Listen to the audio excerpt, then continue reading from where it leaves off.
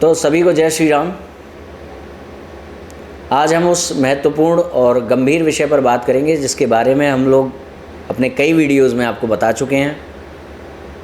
जैसा कि आप जानते हैं, अभी हाल ही में कश्मीर से ऐसी सूचनाएं प्राप्त हुई जिसने सभी के दिल को दहला दिया। सभी के लिए हृदय विदारक थी वो सूचना, और ये सूचना अचानक से कई दिनों के बाद आई है। तो ऐसा लग रहा है हमें कि भाई कुछ ऐसा हुआ है जो पहले ना हुआ हो, मगर ऐसा तो नहीं है। ये पहले भी हमारे साथ हो चुका है, बंगाल में हो ही रहा था।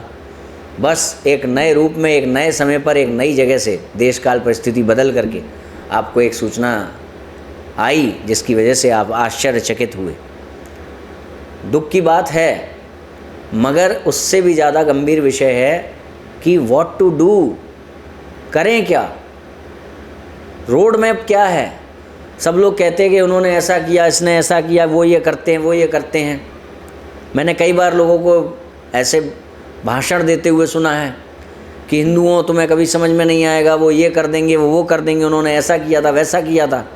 खूब सारे ऐसे गंभीर, आग लगा देने वाले भाषण सुनते हैं, मगर अंततोगत्वा वो ये नहीं बताते कि करें क्या, exactly what to do. Practically बताइए कि अभी मैं क्या करूं, यहाँ से बाहर निकलूं, गड्ढा खोदने लगूं, कुदाली लेकर के क्या करने लगूं।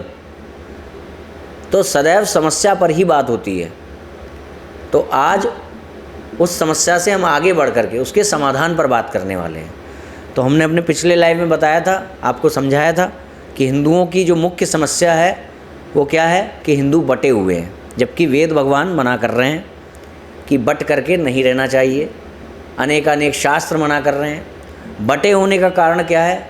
सार्वभौम सिद्धांतों से अनभिज्ञता। और सार्वभौम सिद्धांतों से अनभिज्ञता क्यों है, ये आज हम जानेंगे। तो आज हम इस एक तरीके से एक रोड मैप है जो बहुत ही ईजी करेगा किसी भी धर्म रक्षक को अपने धर्म की रक्षा करने के विषय को, और या फिर उसे अपने आध्यात्मिक मार्ग पर ही प्रगति करनी है, नहीं आना है धर्म के कार्य।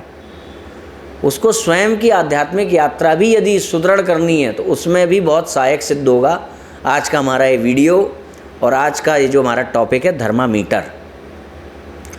थर्मामीटर एक चार्ट है जिसके द्वारा, जिसको पढ़ करके आप ये जान सकेंगे कि आस्तिकता के किस स्तर पर आप हैं, कौन से पायदान पर आप खड़े हैं, आपके निकटवर्ती कौन है, आपका विरोधी कौन है, आपसे द्वेष रखने वाला कौन है, कौन आसानी से आपकी बातों को समझ सकता है, कौन बिगड़ा हुआ सुधर सकता है, किसको सुधारना कठिन, इत्यादि इत्यादि।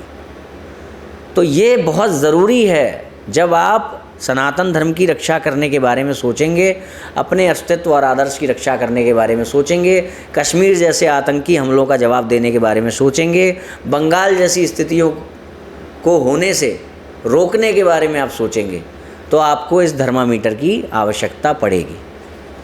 क्योंकि संशयात्मा विनश्यति, जितना संशय होगा आपके मन में उतना ही आपका जीवन ना तो इस लोक में अच्छा होगा, और परलोक की तो बात दूर की है। तो इसलिए आपको आपकी स्ट्रेटजी क्लियर होनी चाहिए, करना क्या है, व्हाट टू डू एग्जैक्टली। तो देर ना करते हुए आज ये थर्मामीटर का आपको मैं दिखा देता हूँ। देखिए, हमने इसमें स्वयं को आस्तिक कहने वालों को 5 भागों में विभक्त किया है। उन 5 में से एक भाग है जो वास्तव में आस्तिक है, और बाकी के 4 भाग जो हैं वो आस्तिकता भास है वो भी नास्तिक, मगर ये वो नास्तिक हैं जिनके अंदर आस्तिकता भास है ना। अब वो आस्तिक कैसे हैं और वो कौन से स्तर पर हैं, और उनमें से किसके साथ किस प्रकार का इंटरेक्शन एक धर्म रक्षक का होना चाहिए, शुद्ध सनातन वैदिक आर्य हिंदू का होना चाहिए, वो आज आपको पता चलेगा। तो सबसे पहले हम बात करते हैं प्रथम श्रेणी की। आस्तिक में, आस्तिकता के स्तरों में प्रथम श्रेणी पर कौन होता है? शुद्ध सनातन वैदिक आर्य हिंदू, पूर्ण आस्तिक। कुल हिंदू जनसंख्या का 10% अथवा उससे कम। ये ध्यान रखिएगा कि ये जो प्रतिशत है वो हमने मतलब मन रखने के लिए बोला है। जो शुद्ध सनातन वैदिक आर्य हिंदू धर्म है, धर्म को मानने वाले हिंदू हैं, उनकी संख्या बहुत कम है, ना के बराबर है। तो आज इस चार्ट के जरिए आप स्वयं को जानें सबसे पहले कि आप इसमें से किस स्तर पर हैं। आप आस्तिक के स्तर पर हैं या फिर आस्तिकता भास के किसी चार में से एक स्तर पर हैं, है ना। तो कुल हिंदू जनसंख्या का 10% या उससे भी कम। अब इसका आधार क्या है? गुरु गोविंद और ग्रंथ। जिनके जीवन में जो आध्यात्मिकता है उसका आधार 3 है, गुरु गोविंद और ग्रंथ। केवल ग्रंथ नहीं, केवल गुरु नहीं, केवल गोविंद नहीं, गुरु गोविंद और ग्रंथ। तो ये तीनों आधार जिसके जीवन के हैं धर्म और ब्रह्म के विषय में, वो पूर्णतया आस्तिक है। इसके आगे और भी लक्षण हम समझेंगे। इसी को पूर्णतया वैदिक भी आप मान सकते हैं, ठीक है। अब इनके व्यवहारिक लक्षण क्या है वो समझिए। पहला लक्षण है परंपरा प्राप्त प्रामाणिक सार्वभौम एवं अकाट्य सनातन सिद्धांतों का अनुकरण करने वाले आचार्य, संत महात्मा तथा उनके परिकर, ठीक है। तदुपरांत परंपरा से प्रामाणिक आचार्यों द्वारा प्राप्त सार्वभौम सिद्धांतों का अनुगमन करने वाले उस संप्रदाय के शिष्य अथवा प्रामाणिक आचार्यों पर आस्थान्वित महानुभाव। ऐसे भी लोग होते हैं ना कि हम रामानुजाचार्य परंपरा पर आस्थान्वित है, अभी तक दीक्षा नहीं ली है, शिष्य नहीं बने हैं, मिले भी नहीं हैं, मगर उस परंपरा पर आस्थान्वित हैं आचार्यों पर, वो भी प्रथम श्रेणी में ही आते हैं। उसके बाद पूर्व जन्म के पुण्य तथा इस जन्म के संस्कारों के कारण प्रामाणिक गुरु से वंचित होने पर भी सार्वभौम सिद्धांतों पर आस्थान्वित महानुभाव। मतलब जैसे कई बार होता है कि कोई व्यक्ति प्रामाणिक आचार्यों से कभी नहीं मिल सका, मगर वो ऐसे कुल में उत्पन्न है या कुछ ऐसे जीवन के उसके घटक हैं जिसके कारण वो आज भी उन्हीं सिद्धांतों में प्रामाण्य बुद्धि रखता है जो सिद्धांत प्रामाणिक परंपरा प्राप्त आचार्यों द्वारा स्वीकार्य और प्रचारित किए जाते हैं। जैसे मान लीजिए कि कोई किसी भी साधारण सामान्य परिवार में जन्मा हो और वो कभी भी आचार्यों से मिला ही नहीं, जानता ही नहीं है, परंतु उसकी प्रामाण्य बुद्धि है वर्ण व्यवस्था में, उसकी प्रामाण्य बुद्धि है क्या कहते हैं वेद में, उपनिषदों में, पुराणों में प्रामाण्य बुद्धि है उसकी। वो अभी जानता भी नहीं अपने धर्म को बहुत ज़्यादा, मगर उसकी प्रामाण्य बुद्धि है, उसके अंदर ऐसा है भाव कि अगर मेरे को यहाँ पर कोई चीज़ ऐसी गलत लिखी मिलेगी जो कि जिसके कारण कि मेरा जीवन ऐसा दिखाई देगा जो उसके अगेंस्ट जा रहा है, तो वहाँ पर वो स्वयं को दोष देगा कि हाँ मैं इस हिस्से में तो गलत हूँ, क्योंकि शास्त्र में ऐसा लिखा है, क्योंकि शास्त्र के अनुसार जो गुरु कह रहे हैं वो गुरु ऐसा बोल रहे हैं, क्योंकि शास्त्र के अनुसार जो गोविंद है वो ऐसा और मैं ऐसा समझता हूँ, तो यहाँ पे तो मैं गलत हूँ। जो ऐसी बुद्धि रखता है वो भी प्रथम श्रेणी में ही आता है। और ये बहुत ख़ास पॉइंट है।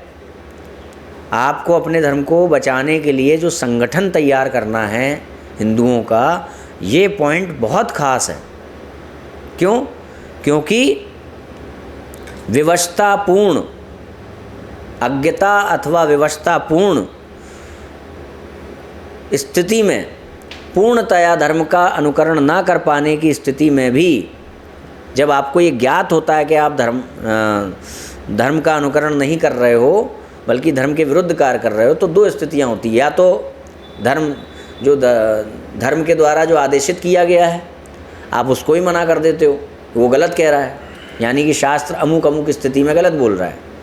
और कभी कभी ऐसा होता है कि कोई एक ऐसा धर्मवान व्यक्ति होता है जिसको जब पता चलता है कि वो शास्त्र के प्रतिकूल हो रहा है अनुकूल होने की बजाय, तो वहाँ वो सोचता है कि यहाँ पे मैं गलत हूँ, और या तो वो प्रयास करता है कि तुरंत सुधर जाए, या फिर मन में ठानता है, भगवान से प्रार्थना करता है कि मेरी विवशता के कारण यहाँ पर मैं धर्मानुकरण में विफल हो रहा हूँ, तो मुझे ऐसी शक्ति दें किसी भी प्रकार से जो मैं हो रहा हूँ विफल, तो मैं धर्मानुकरण पूर्णतया कर पाऊँ, ऐसी विनती करता है। तो ये बहुत आवश्यक है ये पॉइंट। क्यों? क्योंकि जब भी आप किसी को, किसी आस्तिकताभाषी को आस्तिक वाले स्तर पर लाने का प्रयास करोगे तो यही स्थिति उसके अंदर बहुत गंभीरता से होना आवश्यक है। क्या कि जब उसको अपनी शास्त्र के प्रति अनुकूलता ना होने का बोध हो तब वो स्वयं को पीछे रखे और शास्त्र प्रमाण को आगे रखे, गुरु वाक्यों को आगे रखे, गोविंद को आगे रखे, ना कि वो ये कह दे कि नहीं नहीं यहाँ पे मैं इस बात में एग्री नहीं करता हूँ, इतनी बात मैं नहीं मानता, है ना, सुविधा अनुसार चयन करने वाला। तो प्रथम स्तर में कौन कौन हो गए? परंपरा प्राप्त आचार्य, उनके परिकर, उनके शिष्य, और संयोग से प्रारब्ध के कारण प्रामाणिक सिद्धांतों पर ही प्रामाण्य बुद्धि रखने वाले, चलने का प्रयास करने वाले। और लास्ट में कौन से लोग? जो धर्म के प्रति अनुकूलता नहीं है, ऐसी स्थिति का बोध होने पर धर्मशास्त्रों को, धर्म को प्रधानता देने वाले और स्वयं को पीछे रखने वाले, अपने धर्म विरुद्ध आचरण की वकालत ना करने वाले, है ना। भले ही वो चेंज आगे चल करके कभी भी आए मगर उसकी वकालत ना करने वाले। प्रामाण्य बुद्धि यदि आपकी है धर्म में, शास्त्रों में, गुरु गोविंदो ग्रंथ में, तो भी आप प्रथम श्रेणी में ही आते हो। अब इनका प्राप्तव्य क्या है? इनका प्राप्तव्य है, सबसे पहले तो ये हो जाते हैं वैदिक, ऐसे ही लोग पूर्णतया वैदिक कहलाते हैं।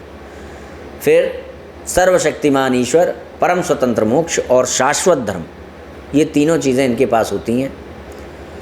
इसके बाद उदाहरण किस तरह के लोग हैं इसमें?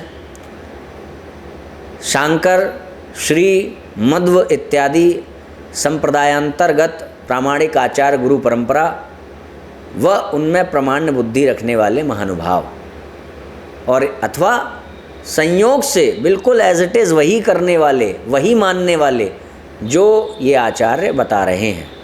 ठीक है, ऐसा बहुत कम होता है मगर होता है संयोग से कभी कभी। नियमावली, इनकी नियमावली क्या है? सुनिश्चित होती है, क्या करना है क्या नहीं करना है क्लियर होता है, थॉट्स इनके क्लियर होते हैं, स्थिति स्पष्ट होती है और धर्म के प्रति परायणता होती है, प्रतिराध धर्म परायण होते हैं, संगठित होते हैं, एक दूसरे से संगठन शक्ति होती है इनका, मगर आत्मबल अधिक होता है परंतु संख्या बल बहुत कम है। आत्मबल अधिक है इनका, संख्या बल बहुत कम है। और ये वो स्थिति है जो प्राप्ति के योग्य है, मतलब अन्यों को इसी स्तर पर आने के लिए प्रयत्नशील होना चाहिए। तो ये हमारी प्रथम श्रेणी है जिसमें कि आस्तिक आते हैं। अब आस्तिकता भास और इस चार्ट में द्वितीय श्रेणी में आते हैं। तो यहाँ से आस्तिकता भास चालू हो जाएगा। कैसे? तो द्वितीय श्रेणी में कौन है जिसको कहा जाएगा? पहले जो प्रथम श्रेणी थी उसको क्या कहा जाएगा? धर्मज्ञ। और द्वितीय श्रेणी इसको क्या कहा जाएगा? धर्मज्ञाभास। हिंदुओं की कुल जनसंख्या में 65% अथवा उससे अधिक, ये प्रतिशत आप अनुमान लगा सकते हैं, किसी कारण से यहाँ बस लिख दिया है, ढांढस बंधा रहे वह, अन्यथा सबसे ज़्यादा संख्या इसी प्रकार के हिंदुओं की है हमारे समाज में, जो अब हम बताने जा रहे हैं। और जो पहले बताया था प्रथम श्रेणी के हिंदू, उनकी संख्या बहुत कम है, 10% हमने बोल दिया। बहुत मुश्किल है कि 2-3% भी हो जाए, तो वो भी भगवान की कृपा ही होगी अगर 2-3% निकल आए। फिर भी कि पढ़ करके जो है हतोत्साहित ना हो जाएं, इसलिए प्रतिशत थोड़ी थोड़ी बढ़ा के लिखी है। जो ज़्यादा होनी चाहिए वो हल्की सी कम लिखी है, जो कम होनी चाहिए, जो कम है उसको हल्का से बढ़ा के भी लिखा गया है। तो इसका अब ये क्या है, इनका व्यवहारिक लक्षण क्या होता है? सबसे पहले आधार इसका होता है अस्पष्ट। व्यवहारिक लक्षण क्या है? दिखने में सनातन धर्म पर आस्थान्वित। दिखने में क्या दिखेगा? भैया ये तो बहुत धर्म कर्म वाला है, दान भी देता हुआ दिखेगा, मंदिर भी जाता हुआ दिखेगा, आरती करता हुआ भी दिखेगा, है ना। परंतु गुरु तत्व से अनभिज्ञ, परंपरा प्राप्त सार्वभौम प्रामाणिक एवं अकाट्य सनातन सिद्धांतों से अनभिज्ञ, अज्ञानता, लोभ अथवा धर्मानुकरण में कठिनाई के कारण शास्त्रों अथवा शास्त्रों में दी गई कुछ शिक्षाओं का सुविधा अनुसार चयन करने वाले, धर्मशास्त्र अथवा ईश्वर विरुद्ध स्थिति का बोध हो जाने पर भी परिवर्तन को स्वीकार ना करने वाले। पहली श्रेणी में कौन था? धर्म अथवा ईश्वर विरुद्ध स्थिति का बोध हो जाने पर भी परिवर्तन को स्वीकार कर लेने वाले, परिवर्तन के प्रति प्रमाण्य बुद्धि रखने वाले। परंतु ये कौन है द्वितीय श्रेणी में? कि अगर इनको पता चला कि कोई ऐसी बात है जो धर्मशास्त्रों में इनके अगेंस्ट लिखी है, तो वहाँ पर ये अपनी वकालत करेंगे, धर्मशास्त्रों को नकार देंगे, कहेंगे या तो प्रक्षिप्त है, या कहेंगे वो किसी देश काल परिस्थिति के लिए ठीक था, वो ये सब कह देंगे। किसी तरीके से उस चीज़ को अपने ऊपर लागू होने से बचेंगे। मैं अभी बताऊंगा। सनातन धर्म पर आस्थान्वित कुल में उत्पन्न, परंतु अभी तक, ये इनकी अच्छाई है, जो धर्मज्ञा भाषा है द्वितीय श्रेणी, ये इनके अंदर एक अच्छाई है कि सनातन धर्म पर आस्थान्वित कुल में उत्पन्न, परंतु अभी तक प्रामाणिक गुरु परंपरा विरोधी किसी भी विचारधारा से दूर ऐसे हिंदू जो अभी तक आर्य समाजी नहीं हुए हैं, जो अभी तक इस्कॉन वाले नहीं हुए हैं, ब्रह्मा कुमारीज वाले नहीं हुए हैं, कहीं फंसे नहीं हैं। हाँ, वो हैं ऐसे कि धर्मशास्त्रों की कोई ऐसी बात पता चलने पर जो उनके अगेंस्ट जा रही है, वो खुद अपने कृत्य की वकालत करते हैं और धर्मशास्त्रों को नकार देते, परंतु अभी तक उन्होंने अपने सिद्धांतों को क्लियर लागू नहीं किया है कि हमारे क्या सिद्धांत हैं कि कृष्ण और अल्लाह एक है पर शिव और कृष्ण एक नहीं है। इस तरीके के सिद्धांतों को लागू नहीं किया है। वो अभी कुछ भी उन्होंने स्पष्टता से अपने जीवन में इस ओर सोचा ही नहीं है। हाँ, जब कभी मंगल आता है तो मंदिर चले जाते हैं, हनुमान चालीसा पढ़ लेते हैं, या अपने घर में सत्यनारायण की कथा भी कराते हैं, परंतु उन्होंने कभी बैठ के सोचा नहीं है कि भगवान निराकार है कि साकार है। उन्होंने अभी तक आर्य समाज की विचारधारा को स्वीकार नहीं किया है। उन्होंने अब तक ब्रह्मा कुमारी की विचारधारा को स्वीकार नहीं किया है। अब मैं आपको बताऊं ये जो स्थिति है वो क्या है। जैसे मान लीजिए कि कोई व्यक्ति अपने घर में सत्यनारायण की कथा करवा रहा है। अब ये क्या हुआ, दिखने में धर्मज्ञ है, सनातन धर्म पर आस्थान्वित है, पर उसी स्कंद पुराण जिसका वो अंश है, सत्यनारायण की कथा स्कंद पुराण का ही अंश माना जाता है, जो गुरु गीता है। अब गुरु गीता में लिखा हुआ है कि जिसका गुरु नहीं वो पशु है, जिसका ये प्रामाणिक आचार गुरु नहीं है, उसमें लक्षण भी दिए हैं गुरु के, और अन्य शास्त्रों के आधार पर निकालेंगे तो परंपरा प्राप्त लक्षण संपन्न जो है, समस्त श्रुति स्मृति शास्त्रों में सामंजस्य की शिक्षा देने वाला गुरु। तो जिसका गुरु नहीं है वो पशु है। अब वो सत्यनारायण की कथा सुन रहा है, धर्मज्ञ दिख रहा है, परंतु उसका कोई गुरु है नहीं अभी तक। जो कोई भी आध्यात्मिक रास्ते पे ना ही उसने पैर रखा और ना ही उसने किसी को अपना गुरु स्वीकार किया है कि ये मेरे आध्यात्मिक जगत के गुरु हैं। और उसी को गुरु कहा जाता है। जो विद्या आपको मुक्त कराती है उसी को विद्या कहा जाता है, और जो गुरु आपके अज्ञानता रूपी अंधकार, अविद्या रूपी अंधकार से आपको मुक्त कराने की शिक्षा देता है, वो आपका गुरु कहलाता है। तो जिसका कोई गुरु नहीं है वो पशु है। ये स्कंद पुराण के अंश माना जाता है, जो उसमें लिखा है गुरु गीता में।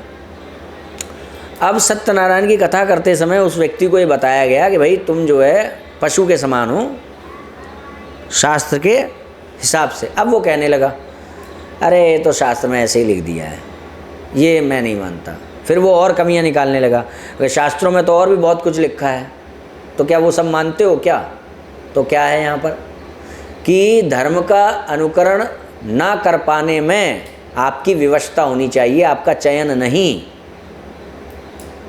आपकी किसी कारण से विवशतावश आप धर्म का अनुकरण नहीं कर पा रहे हो तो बात अलग है, मगर चयन नहीं होना चाहिए। और चयन है भी, मान लीजिए इंद्रियों के वशीभूत होकर के आपने स्वीकार किया है कि भाई अमुक अमुक स्थिति में हम धर्म का अनुकरण नहीं कर पाएंगे, विपरीत परिस्थितियां हैं, तो हम नहीं चल पा रहे हैं धर्म के अनुसार बिल्कुल अक्षरश, तो कम से कम हम अपने उस कृत्य की वकालत नहीं करेंगे।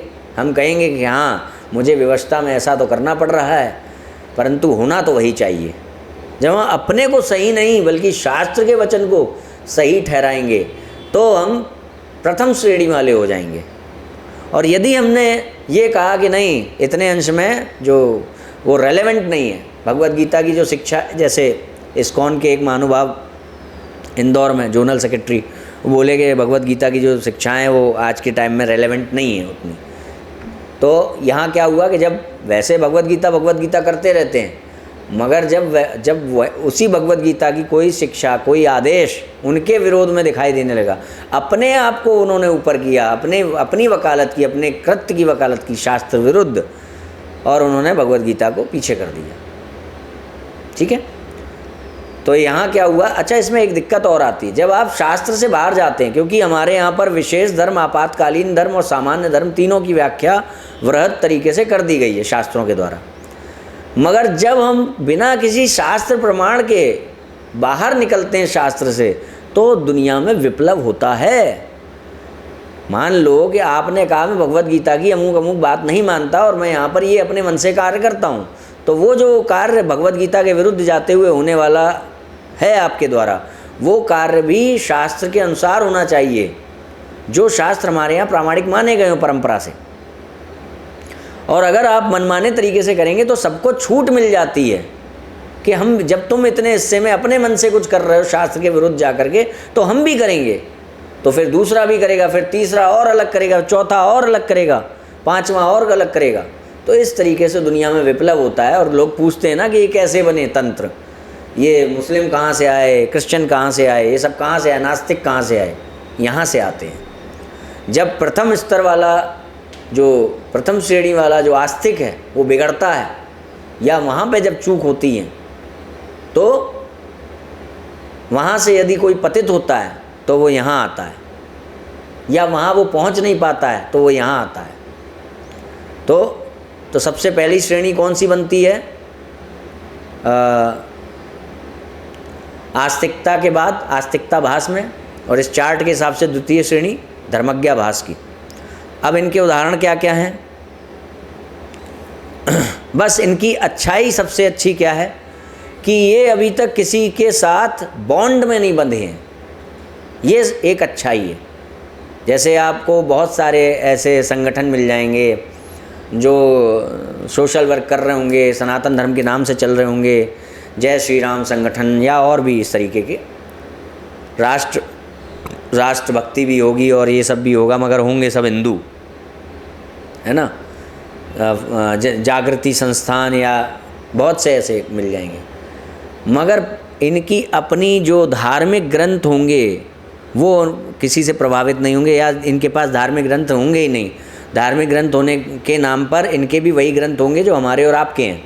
जैसे गीता प्रेस गोरखपुर की भगवद गीता, वही इनके भी ग्रंथ होंगे। पर्टिकुलर इनका वो जो संस्था विशेष के जो ग्रंथ हैं, आध्यात्मिक चर्चा करने वाले, आध्यात्मिक व्याख्यान करने वाले, बिना परंपरा प्राप्त गुरुओं के, वो सब इनके पास नहीं होंगे। तो ये एक अच्छाई है इनकी। तो क्या अच्छाई है कि सनातन धर्म पर आस्थान्वित कुल में उत्पन्न अथवा आस्थान्वित, परंतु अभी तक प्रामाणिक गुरु परंपरा विरोधी किसी भी विचारधारा से दूर अभी तक बचे हुए हैं, इनकी संख्या सबसे ज़्यादा है। तो एक तरीके से इनको कहें कि वही भटके वाले, जिनका कोई सिद्धांत नहीं है। इसीलिए हमने बताया कि इनका आधार अस्पष्ट है। और इसमें कौन कौन आते हैं? आपको धर्मनिरपेक्ष व्यक्ति भी मिल जाएगा, कहेगा मैं धर्मनिरपेक्ष हूँ, अपने धर्म पे आस्था होगी, मगर ये भी कहेगा नहीं मैं किसी की बुराई नहीं करूँगा या उसमें कोई कमी नहीं निकालूंगा, इस तरीके के। साकार विरोधी, निराकार विरोधी, ईश्वर को पूर्ण रूप से स्वीकार ना करने वाले भी इसमें आएंगे। और शास्त्रों अथवा ईश्वर को दोष देने वाले, वो भी आएंगे। जिज्ञासु कौन से वाले? जो जानने की इच्छा रखते हैं, कम से कम सुनने की इच्छा रखते हैं, सकारात्मक रवैया लेकर के चलते हैं, है ना। एक जिज्ञासु वो हो गए जो धर्म अध्यात्म के विषय में जानना चाहते हैं अपने गुरु से, वो हो गए प्रथम स्तर वाले। ये जिज्ञासु कौन है? कि भटक तो रहे हैं, अभी गुरु से जुड़े नहीं हैं, ना ही इनके पास प्रामाणिक सिद्धांत हैं, अकाट्य सिद्धांत हैं, और ना ही ये संयोग से उनका अनुकरण या अनुसरण भी कर रहे हैं, है ना, या उनके प्रति प्रमाण्य बुद्धि है। मगर इनके अंदर एक तत्व है जिज्ञासा का, ज्ञान की जिज्ञासा रखते हैं, जिज्ञासु हैं। और सकारात्मक दृष्टिकोण है, जानने की इच्छा रखते हैं। इनका प्राप्तव्य क्या है? इनका सब कुछ असुनिश्चित है। आप इन ऐसे लोगों से जाकर के पूछो कि भगवान साकार हैं कि निराकार हैं, नहीं पता होगा। सत्यनारायण की कथा करा रहे होंगे मगर इनके सिद्धांत नहीं होंगे कुछ भी, कि ब्रह्म जो है अवतार ले सकता है कि नहीं ले सकता है ईश्वर, या इसी तरीके के, और मोक्ष के विषय में क्लियर नहीं होंगे। बस ये जी रहे हैं ज़्यादातर जो है भटके हुए और कंजप्शन में लगे हुए। जैसे कि ज़्यादातर हिंदू जब या तो परंपरा प्राप्त सिद्धांतों से जुड़ता है या फिर परंपरा विरुद्ध सिद्धांतों से जुड़ता है, तो उसके बीच की जो उससे पहले का, जुड़ने से पहले का जो पहले की जो उसकी स्थिति होती है वो आते हैं इसमें। आस्तिकताभास की दृष्टिकोण से सबसे निम्न लेवल के, और आस्तिक के दृष्टिकोण से द्वितीय स्तर पर। इनकी नियमावली जीवन को जीने में क्या करना है क्या नहीं करना है अस्पष्ट है। धर्म इनका परिवर्तनशील है, कभी उसी सिद्धांत को लागू कर लेंगे, कभी उसी सिद्धांत का खंडन कर देंगे। स्थिति अप्रत्यक्ष धर्म विरोधी होते हैं। समय आने पर अचानक से कभी आपका विरोध कर देंगे, आपको पता नहीं है, ठीक है। तो आप सदैव इनके प्रति जो है वो नहीं विश्वसनीय नहीं हो सकते, क्योंकि आपको पता है कि इनका कोई ग्रंथ नहीं है, निश्चितता नहीं है इनकी नियमावली में।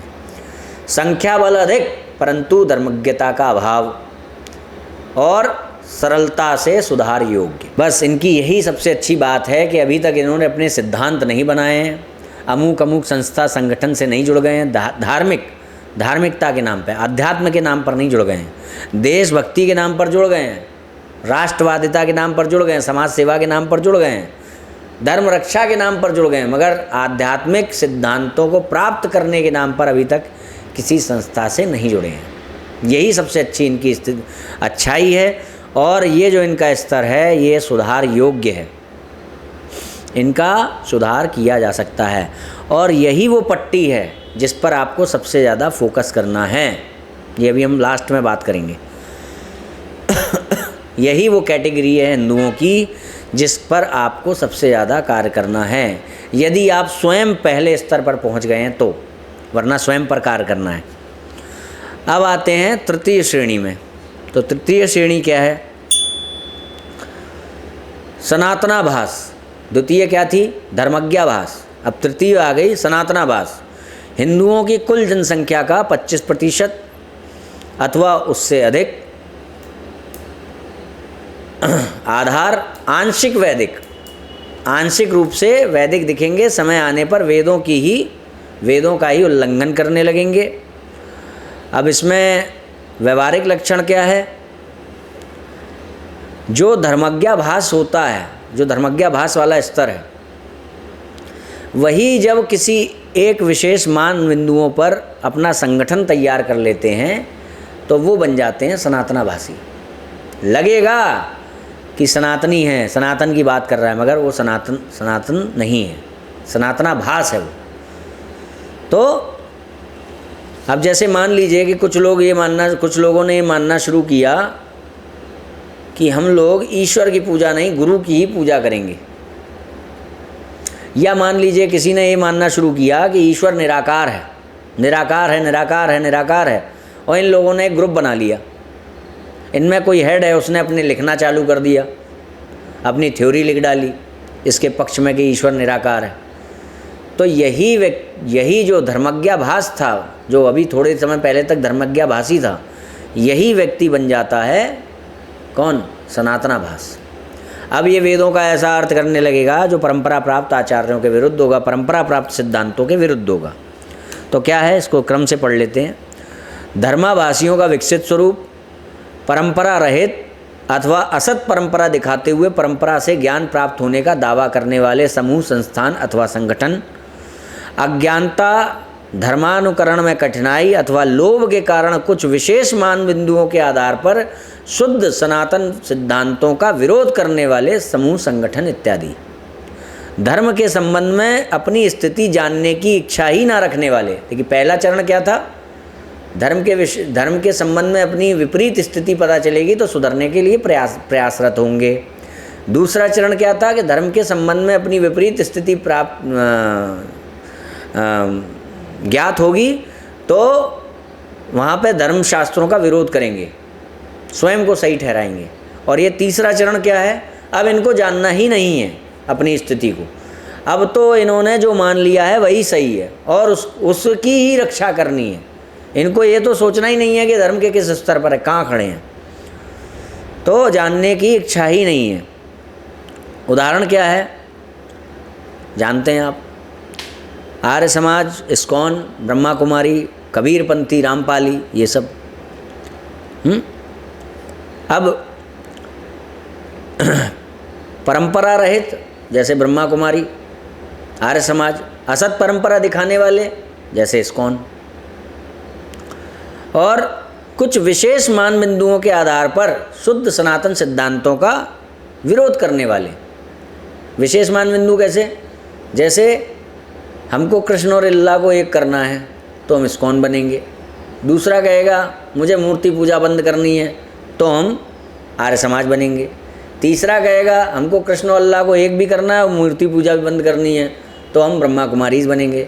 चौथा कहेगा कि हमको खुद को ईश्वर के रूप में ख्यापित करना है तो हम रामपाली बनेंगे, है ना। तो ये हो गए कि कुछ विशेष मान बिंदुओं को लेकर के ये संगठित होते हैं और फिर इन संगठनों पर आस्थान्वित, इन संगठनों से जुड़ने वाले, ये भी इसी स्तर में आ गए। अब इनका प्राप्तव्य क्या है, अब यहाँ से शुरू हो जाता है खेल। जो जब धर्मज्ञ थे तो क्या क्या था, वैदिक थे, सर्वशक्तिमान ईश्वर, परम स्वतंत्र मोक्ष, शाश्वत धर्म। जब धर्माज्ञाभास हुए तो क्या आ गया कि असुनिश्चित ईश्वर एवं मोक्ष और परिवर्तनशील धर्म।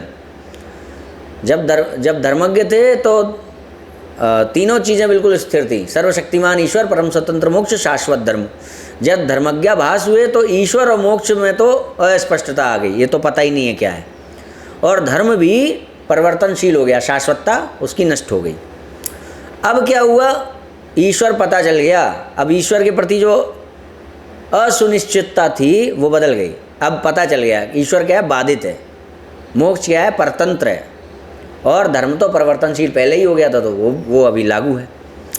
नियमावली, असुनिश्चित स्थिति, अप्रत्यक्ष सनातन धर्म विरोधी, मतांतरों में बटे हुए संगठन, कठिनता से सुधार योग्य। अब पहले क्या था, सरलता से सुधार योग्य, धर्मज्ञाभास सरलता से सुधार योग्य और सनातनाभास कठिनता से सुधार योग्य।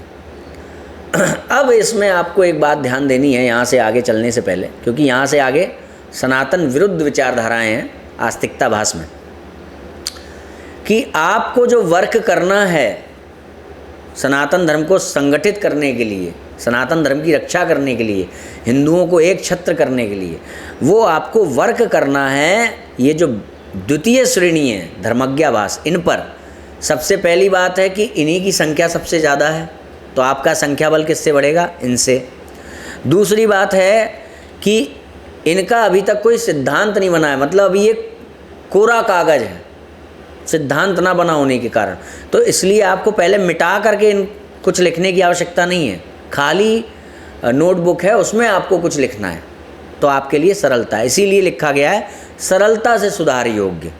ठीक है, संख्या बल है, सरलता से सुधार योग्य हैं। इन्होंने अभी तक अपने सिद्धांत नहीं बना लिए हैं, क्योंकि जब ये सिद्धांत बना लेते हैं अपने तो ये चले आते तीसरे चरण पे, तो इन पे ही सबसे ज़्यादा हमें कार्य करना होता है, ऐसे लोगों पे 65%। और ये ध्यान रखना होता है कि ये 65% वाला जो व्यक्ति है, धर्मज्ञाभासी है, ये किसी भी प्रकार से सनातनाभास में ना चला जाए, यानी कि वहाँ से और कठिन ना हो जाए, सरलता से सुधार योग्य की बजाय कठिनता से सुधार योग्य ना हो जाए।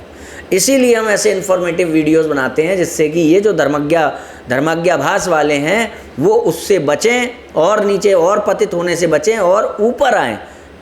किसी प्रकार से उनके अंदर जो जानने की इच्छा है उसके कारण वो जब अपनी स्थिति को ज्ञात स्थिति से अवगत हो कि अमुक अमुक अंशों में वो धर्म के विरुद्ध जा रहे हैं, शास्त्रों में विरुद्ध जा रहे हैं, तो वो अपनी वकालत ना करें, अपने कृत्य की वकालत ना करें और धर्म और शास्त्रों के प्रति, गुरु गोविंदो ग्रंथ के प्रति प्रामाण्य बुद्धि दिखाएं। तो तुरंत वहीं की वहीं, जिसने अभी मन में ऐसा सोच लिया, इस वीडियो को चलते चलते अगर उसे लग रहा है कि वो सेकंड वाली स्टेज पर है, इस वीडियो को चलते चलते भी यदि उसने ऐसा सोच लिया कि जहाँ पर भी ऐसा होगा कि मेरे में और गुरु गोविंदो ग्रंथ में डिफरेंसेस आएंगे, वहाँ मैं अपना पक्ष लेने की बजाय उनको वरीयता दूंगा, भले ही उसके अनुसार मैं आचरण कुछ दिन बाद करने की ठानूँ या बहुत दिन बाद कर पाऊँ या ना भी कर पाऊँ, मगर मैं अपने प्रमाण्य बुद्धि उसी के प्रति रखूँगा। क्योंकि जब तक हम धर्म के वास्तविक स्वरूप के प्रति प्रमाण्य बुद्धि नहीं रखेंगे और अपने ही कृत्य को जो हम मजबूरी में भी कर रहे हैं मगर उसको सही ठहराने लगेंगे, उसी को धर्म के रूप में बताने लगेंगे, तो धीरे धीरे वो जो वास्तविक धर्म होगा उसका तो लोप ही हो जाएगा। आने वाली पीढ़ियाँ जान ही नहीं पाएंगी कि भाई वो धर्म था। आपने क्योंकि विषम अथवा विशेष परिस्थितियों में जो कार्य किया धर्म के विरुद्ध जा करके, उसी को धर्म के रूप में ख्यापित कर दिया। जैसा कि अभी अलंकार समाज के आचार्य आए थे, उन्होंने क्या कहा कि हम देश काल परिस्थिति के अनुसार बदल देते हैं, चीज़ें नियम बदल देते हैं। और उन्होंने हमसे भी सवाल किया कि आप भी तो ऐसी ऐसी ड्रेस पहनते हो। हम ड्रेस पहनते मगर हम उसकी वकालत नहीं करते, हम उसको धर्म नहीं कहते। हम बोलते हैं कि इतने अंश में मैं धर्म के विरुद्ध चला गया, धर्म से बाहर चला गया। विरुद्ध नहीं, विरुद्ध तो तब होगा जब मैं अपनी वकालत करूँ, धर्म का अनुकरण नहीं कर पाया। ठीक है, और प्रयास मन में यही होता है, भगवान से ही प्रार्थना करते हैं कि भगवान हमें इतना इच्छा शक्ति दे, मनोबल दे, हमारे आसपास का वातावरण हमें ऐसा प्रदान करे कि हम ज़्यादा से ज़्यादा शास्त्रनिष्ठ आचरण कर सकें। ठीक है, तो हमें सबसे ज़्यादा कार्य किस पर करना है, ये सेकंड वाला जो स्तर है, क्योंकि ये बहुत निकट है प्रथम स्तर के। सबसे पहली बात बहुत निकट है, दूसरी बात संख्या बल बहुत ज़्यादा है, तीसरी बात अभी तक इन्होंने अपने सिद्धांत नहीं बनाए, इसलिए ये सरलता से सुधार योग्य हैं। अब जब इनसे आपको समय मिलता है तो आपको तीसरे चरण वालों पर काम करना है कि वो भी धीरे से प्रथम स्तर की ओर अग्रसर हो सके। ठीक है, अब आ जाती है चतुर्थ श्रेणी। इसमें क्या है, अध्यात्माभास। अब यहाँ से स्पष्ट वेद विरोध, सनातन विरोध चालू। ये आस्तिकताभास की तीसरी और आस्तिक के हिसाब से देखें तो चौथी श्रेणी है। इनका आधार क्या है, वेद विरोधी ग्रंथ। अच्छा, व्यवहारिक लक्षण क्या है, सनातनाभासियों का विकसित स्वरूप। जब सनातनाभासी समय पर रोके नहीं जाते, वही आने वाले टाइम में नया पंथ, नया मत बन जाता है। कभी जो इस्लाम है वो भी इसी तरीके से एक संगठन ही तो था, किसी ज़माने में नहीं रोक पाया, आज इस्लाम हो गया। अभी आप इस्कॉन के प्रति कार्य नहीं करोगे, प्रतिकार नहीं करोगे, थोड़े दिन में इस्कॉन नाम का एक नया वो आ जाएगा। कुछ भी कह लो, उसे पंथ कह लो, या वो भी अपने आप को धर्म कहेगा तो धर्म कह लो। खैर, अच्छा, तो क्या है ये इनके, और क्या है, ईश्वर अथवा वेद को प्रत्यक्ष रूप से नकार देने वाले, किसी विशेष देश काल स्थिति में उत्पन्न सिद्धांतों का अनुसरण करने वाले। किसी विशेष देश काल परिस्थिति में उत्पन्न सिद्धांत उनके भी हैं, धर्मज्ञाभास से ही चालू है, बस ये उन्हीं का विकसित स्वरूप है। और तो ईश्वर अथवा वेद को प्रत्यक्ष रूप से नकार देने वाले इसमें आ जाते हैं। ईश्वर को नकारते कौन है, जैसे जैन बौद्ध इत्यादि। तो अच्छा, ये जो पंथ होते हैं वाले, चतुर्थ श्रेणी वाले, आध्यात्माभास वाले, इनको देखने में लगेगा कि अध्यात्म की यात्रा पर जा रहे हैं, इनसे जुड़ेंगे तो बहुत बढ़िया मेडिटेशन, ये है वो है, विपासना इत्यादि की भी बात होगी। पर अंततोगत्वा वो आध्यात्म का आभास है, क्योंकि वहाँ पे सर्वशक्तिमान ईश्वर और परम स्वतंत्र मोक्ष नहीं होता है। ठीक है, तो आध्यात्माभास हो गया। आचरण की दृष्टि से ये मिलते जुलते से ही दिखते हैं, सनातनियों से मैच खाते हुए देखे। जैसे अहिंसा की बात करेंगे, है ना, जैन होते हैं वो प्याज लहसुन नहीं खाते हैं, तो काफ़ी हद तक मतलब मिलते जुलते लगेंगे। धर्म के धार्मिक आचरण के स्तर पर सतही लेवल पर देखेंगे काफ़ी मैच खाएंगे। हिंदू ही हैं जो थोड़ा सा दूसरी धारा में चले गए। इनका प्राप्तव्य क्या है, बाधित ईश्वर अथवा ईश्वर का विरोध, इनका प्राप्तव्य है। परतंत्र मोक्ष है इनका, और धर्म तो परिवर्तनशील है ही। जैसे ही आप वहाँ से हटे धर्मज्ञ की श्रेणी से, वैसे ही आपका धर्म जो है परिवर्तनशील रहेगा, और जब आप धर्मज्ञ होंगे तो आपका धर्म जो है शाश्वत होगा। नियमावली क्या है? असुनिश्चित। इनकी भी नियमावली कब क्या करना है असुनिश्चित है। स्थिति प्रत्यक्ष सनातन विरोधी, गुप्त व्यवहारिक परंतु प्रत्यक्ष वैचारिक शत्रु। इनसे वार्ता का विकल्प है। वैचारिक शत्रु तो हैं, गुप्त रूप से व्यवहारिक भी हैं, परंतु वार्ता का विकल्प शेष है अभी भी। उदाहरण जैन, बौद्ध इत्यादि। अब आ जाती है पंचम श्रेणी, धर्माभास। इसमें क्या है? आधार वेद विरोध, सनातन विरोध। अब लक्षण क्या है? व्यवहारिक लक्षण अज्ञात नास्तिक पंथों का विकसित स्वरूप। अब जब ये जैन बौद्ध जैसे इसमें भी विकृति आती है, इसमें भी पतन होता है, तो कहाँ पहुँचता है फिर मामला? धर्माभास पर। तो अज्ञात नास्तिक पंथों का विकसित स्वरूप, जब ये और प्रबल हो जाते हैं, शक्तिशाली हो जाते हैं, तो ये धर्माभास में पहुँच जाते हैं। किसी विशेष देश काल परिस्थिति में उत्पन्न सिद्धांतों का अनुसरण करने वाले कालांतर में उद्भासित पंथ आचरण की दृष्टि में अधिकांशतः भिन्न रहने वाले सनातन से मत, पंथ इत्यादि। जैसे उदाहरण इस्लाम, क्रिश्चियनिटी। अब इस्लाम क्रिश्चियनिटी क्या हो गए कि आपको सतही स्तर पर ही बहुत सारी भिन्नताएं दिख जाएंगी। प्राप्तव्य क्या है? बाधित ईश्वर, ईश्वर का विरोध, या तो बाधित ईश्वर है या फिर ईश्वर का विरोध होगा, और परतंत्र मोक्ष और परिवर्तनशील धर्म। तो इसके बाद इनकी नियमावली भी, भाई धर्म नहीं है तो नियमावली असुनिश्चित। जैसे ही धर्म जहाँ से लोप हुआ वहाँ पे नियमावली असुनिश्चित, क्योंकि धर्मज्ञ होने का मतलब ही है कि आपकी नियमावली असुनिश्चित नहीं है, सुनिश्चित है, व्हाट टू डू। स्थिति क्या है? प्रत्यक्ष सनातन विरोधी, प्रभाव रहित वैचारिक। पिछले वाले कैसे थे? गुप्त रूप से व्यवहारिक परंतु प्रत्यक्ष वैचारिक शत्रु। और ये क्या है? प्रभाव रहित वैचारिक। इनके पास वैचारिक दृष्टि से कोई बहुत प्रभावशाली नहीं है ये, परंतु प्रबल व्यवहारिक विरोधी। व्यवहार की दृष्टि से प्रबल विरोधी हैं आपके, ये ध्यान रखने वाली बात है। तो और हमने यहाँ लिखा है कि कोई विकल्प नहीं, वार्ता का कोई विकल्प नहीं, परंतु आप समझ सकते हैं यहाँ क्या होना चाहिए, उचित होगा। तो ये हमारा थर्मामीटर है। अब इसमें सबसे बड़ी बात है कि यदि आपको सनातन धर्म की रक्षा करनी है तो सबसे पहले अपने ये जो धर्मज्ञाभास द्वितीय श्रेणी वाले हिंदू हैं, इनको बचाना है सनातनाभास तृतीय श्रेणी वाले हिंदुओं में जाने से। इसमें जाने से आपको बचाना है। इनको जैसे जैसे करके अपने साथ प्रथम स्तर पर ला करके खड़ा करना है। और प्रथम स्तर पर लाने का सबसे सरल उपाय है, ये नहीं है कि वो त्रिकाल संध्या करने लगे, ये नहीं है कि वो जनेऊ धारण कर करके करते हुए शौच इत्यादि पूरे सारे समस्त जितने भी नित्य कर्म बताए गए हैं वो सब का निर्वाह करने लगे। केवल एक चीज़, गुरु गोविंद और ग्रंथ के प्रति प्रामाण्य बुद्धि, अपनी वकालत ना करे, उनके प्रति प्रामाण्य बुद्धि रखे। वो तुरंत उसी समय आ गया जैसे ही उसके अंदर ये बात आई। बहुत सरल है। जिसको भी आप ये पढ़ाएंगे, यदि वो द्वितीय स्तर पर होगा तो पढ़ते पढ़ते भी प्रथम स्तर पर आ जाएगा। इसलिए थर्मामीटर की आवश्यकता है। तो आपको इनको नीचे जाने से बचाना है, ऊपर लाना है, और फिर जो तृतीय श्रेणी वाले अपने हिंदू भाई हैं उनको भी किसी तरीके से जागरूक कर करके प्रथम स्तर तक लाना है।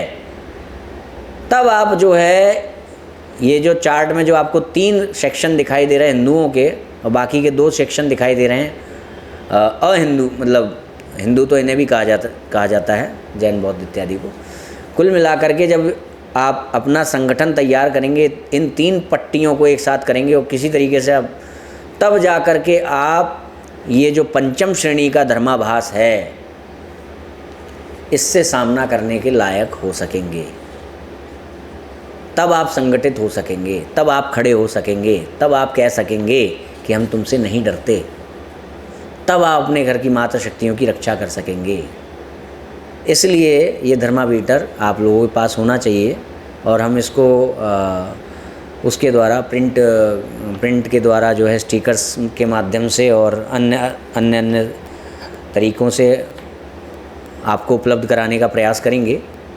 पर पंचम श्रेणी जहाँ पर क्या है, एक बहुत आवश्यक चीज़ कि प्रभाव रहित वैचारिक परंतु प्रबल व्यवहारिक विरोधी। तो इसमें जैसे हमने एक कॉमन चीज़ें देखी हैं कि जैसे ही धर्मज्ञ से धर्मज्ञाभास पर आए थे तो धर्मज्ञाभास का तो सब कुछ असुनिश्चित है, बस परिवर्तनशील धर्म हो गया, वो भी असुनिश्चितता ही है। उसके बाद से लेके और लास्ट तक यानी कि सनातनाभास, आध्यात्माभास और धर्माभास, इन तीनों में बाधित ईश्वर है, परतंत्र मोक्ष है, मोक्ष पूरी तरीके से परम स्वतंत्र नहीं है, और परिवर्तनशील धर्म है। बाधित ईश्वर कैसे? जैसे सनातनाभासी बाधित ईश्वर, जैसे आर्य समाज का ईश्वर अवतार नहीं ले सकता, ब्रह्मा कुमारी का ईश्वर अवतार नहीं ले सकता, और इस्कॉन का ईश्वर दूध से दही, दही से दूध, ये सब भी बाध्यता है। और आगे है बौद्ध और जैन का ईश्वर के संबंध में उनका मोक्ष बाधित है क्योंकि उनके पास ईश्वर है ही नहीं, तो नित्य ईश्वर नहीं है। और प्राप्तव्य क्या है? आगे जो पंचम श्रेणी है उनका क्या है? वहाँ पे बाधित ईश्वर है, अल्लाह अवतार नहीं ले सकता, गॉड अवतार नहीं ले सकता, और भी बहुत सी चीज़ें, सर्वव्यापी नहीं है, सब जगह नहीं है, उसकी शक्ति है सब जगह, तो वो नहीं हो सकता, ये भी बाध्यता आ गई। मोक्ष भी परतंत्र है, आखिर रात में केवल दर्शन होंगे ऊपर वाले के, और इसी तरीके से बाकियों का भी पर मोक्ष परतंत्र है। जैसे सनातनाभास का आर्य समाज का मोक्ष क्या है कि आपको इतने समय तक रहना है फिर वापस आ जाना, ये मोक्ष है। और रामपाल का मोक्ष क्या है कि आप जो है काल के संसार में हो और आपको जो है सतलोक में वापस जाना है, मगर काल क्योंकि जन्मता मरता है तो काल मरेगा जब, उस समय तो कोई लोक होगा नहीं, यानी सारी आत्माएं वापस अपने वहाँ पहुँच चुकी होंगी सतलोक में, वो फिर उत्पन्न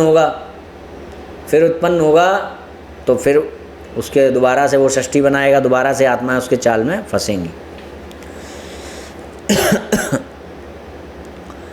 तो इस तरीके से ये चार्ट है, ये आपकी मदद करेगा हिंदुओं को प्रथम स्तर पर लाने में, जहाँ पे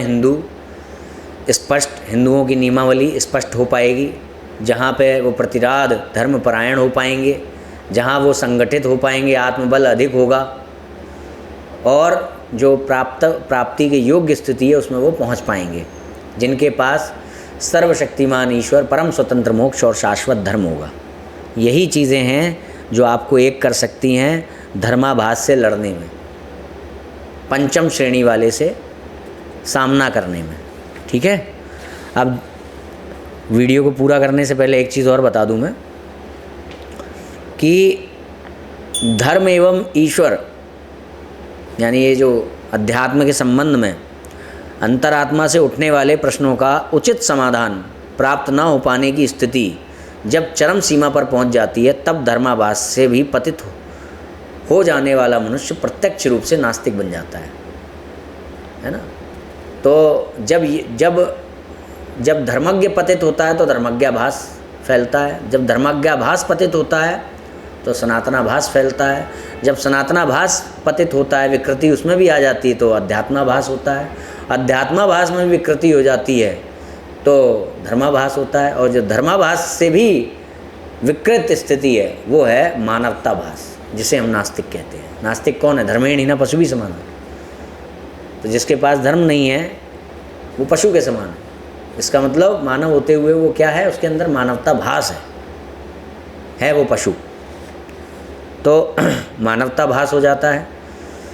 और इसमें एक चीज़ और ध्यान रखिएगा कि इस अध्ययन में वर्गीकरण करते समय जो लक्षण प्रकट करने वाले शीर्षक दिए गए हैं वो लक्षण, वो शीर्षक लगभग सभी आस्तिकता भाषियों में घटित होते हैं, है ना। जैसे धर्मज्ञा भाषी जो है वो वैदिकता भाषी भी है, क्योंकि अमुक अमुक जगह पे वो अपने शास्त्रों का खंडन कर देगा।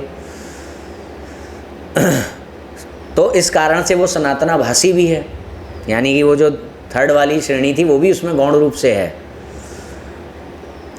तो जब वो सनातना भाषी भी है तो आस्तिकता भाषी भी है, तो वो नास्तिक भी है गौण रूप से।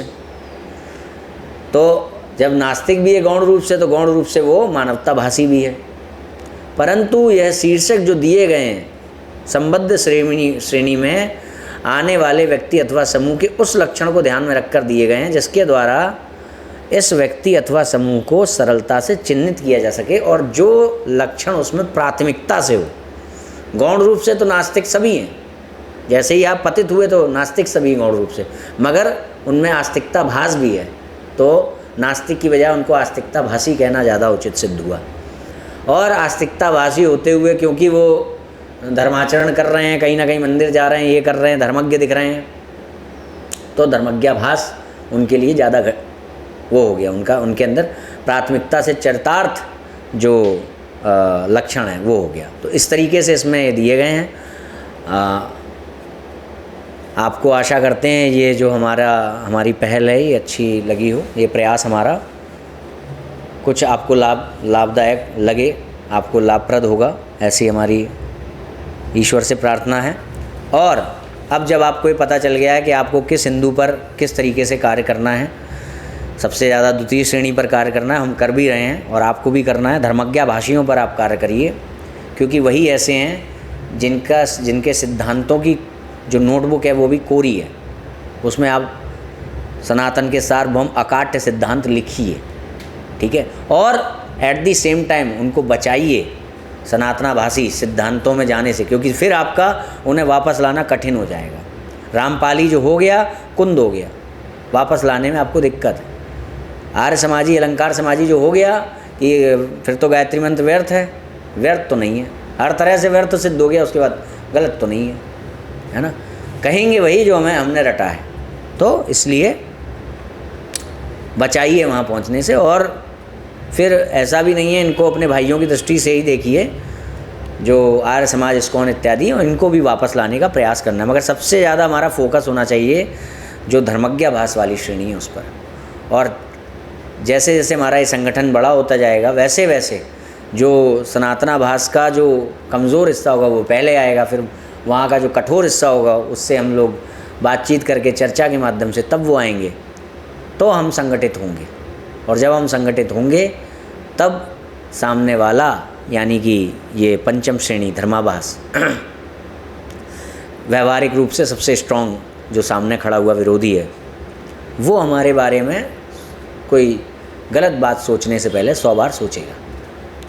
इस समय अभियान चल रहा है संघास्त्र, उससे जुड़ें, अपने घर के बाहर लिखें मेरा घर हिंदू राष्ट्र, अपने आसपास के मंदिरों के बाहर लिखें हर घर हिंदू राष्ट्र। और अगर इन दोनों में से कोई भी चीज़ संभव नहीं है तो कम से कम एक स्लेट में लिख करके कि मेरा जीवन हिंदू राष्ट्र रील्स बनाएं, अपने घर में लिखते हुए भी रील्स बनाएं, मंदिरों में लिखते हुए भी रील्स बनाएं। मगर वो रील्स बनाते समय आपको अपना चेहरा सामने लाना आवश्यक नहीं है, मगर जब आप मेरा जीवन हिंदू राष्ट्र कह रहे हैं कम से कम तब अपने चेहरा दिखाते हुए रील बनाएं और इन रील्स को हमसे शेयर करें, हैशटैग यूज़ करें, ऑपरेशन संघास्त्र, अपने घर के बाहर वैदिक ध्वज लगाएं और इस तरीके से चिन्हित करें उन हिंदुओं को जो कायर नहीं है, चिन्हित करें उन हिंदुओं को जो समय आने पर हिंदू धर्म की रक्षा के लिए, हिंदुओं के घर की रक्षा के लिए, हिंदुओं की मातृशक्तियों के लिए, मानवता की रक्षा के लिए आपके साथ खड़े होने वाले हैं। कौन है वो अभी आपको नहीं पता है, चिन्हित करिए इस माध्यम से और इसी माध्यम से एक मैसेज दीजिए सामने वाले को कि हम तुमसे डरते नहीं हैं और हम इतने हैं, है ना, इतने हैं जो समय आने पर तुम्हारे सामने खड़े हो जाएंगे। तो ये चीज़ें बताइए सामने वाले को, अपना संख्या बल बताइए, अपने संघ की शक्ति बताइए सामने वाले को। और इंस्टाग्राम पर भी कैंपेन चल रहा है, तो वहाँ फॉलो करिए। व्हाट्सएप नंबर है, व्हाट्सएप ग्रुप से जुड़ जाइए, तो वहाँ पर फॉलो करिए। तो ये आज धर्मामीटर हमने आपके सामने रखा। आशा करते हैं आपको लाभदायक लगा हो। सभी को जय श्री राम।